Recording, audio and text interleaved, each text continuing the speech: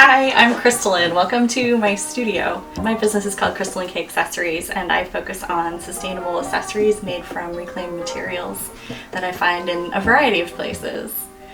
I got my start about 20 years ago making bags out of recycled pant legs. My background was my grandfather's influence. He wore a lot of really funky plaid pants back in the late 70s. And in high school, I helped my dad restore vintage muscle cars, which I think somewhere built some sort of thing back in my brain of restoring and repurposing and making something old new again and finding the beauty in something old. Got my degree in textiles, and the rest feels like history. I'm really inspired by the hunt and looking for upcycled materials, rescued materials, whether it's a vintage velvet, an old crazy terry cloth towel, tweed of course, or even some fun florals. I love that juxtaposition or the anachronistic part of mixing a plaid with a floral. And over the years my style has evolved a little bit, but for the most part I really focus on making bags that are useful, durable, hold up a long time. These days sustainability is kind of a big buzzword, and it can mean a lot of different things. For me, even though there's lots of cool scientific advances out there of making leather out of mushrooms and cactus and that kind of thing, to me, to be able to recognize that there's so many cool unused materials out there, whether it's vintage fabrics that I find at estate sales or upholstery swatches that I find from different sort of upholstery and design houses, or even reclaimed leather. So I've partnered with Fab Scrap, which is a nonprofit in New York, so that I can make use of these beautiful, luxurious materials that never saw the light of day and make them into something that's really timeless and useful and hopefully a little delightful at the same time. Another layer of what sustainability means to me is not only what the materials are and what they're made out of, but how they're made and who makes them.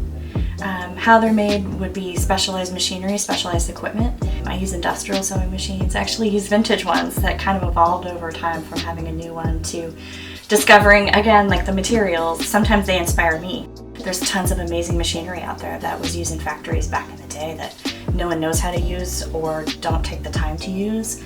And although a lot of them, some of the parts are obsolete, for the most part, they're interchangeable and pretty easy to work on, and I love doing it. It's like doing this amazing 3D puzzle. So I have kind of an arsenal of 10 to 12 different industrial machines that I use in my workshop to make the designs.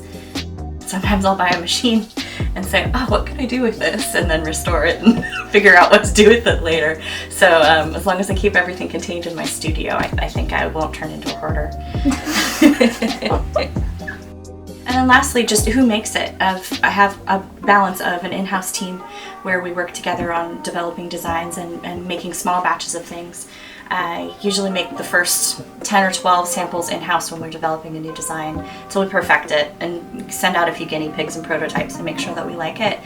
And I predominantly work with someone here in Seattle who has a network of other sewers, and it's nice to be able to have a community of people that need the work, want the work, are great to work with, are creative and open to new ideas, and they can be entrepreneurs themselves.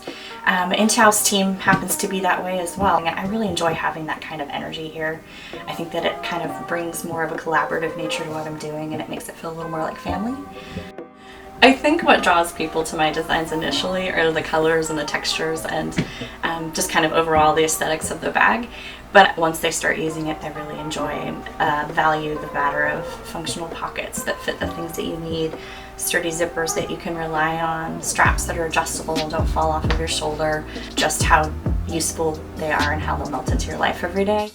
I feel like if I had to really sum up what my design creator motto or mission really is a quote from William Morris, something to the effect of, do not have anything in your house that isn't useful and beautiful. And I would like to strive towards that with my designs and everything that I do, that I don't think that we need to have a lot of things, but to have some things that are really special and beautiful and useful.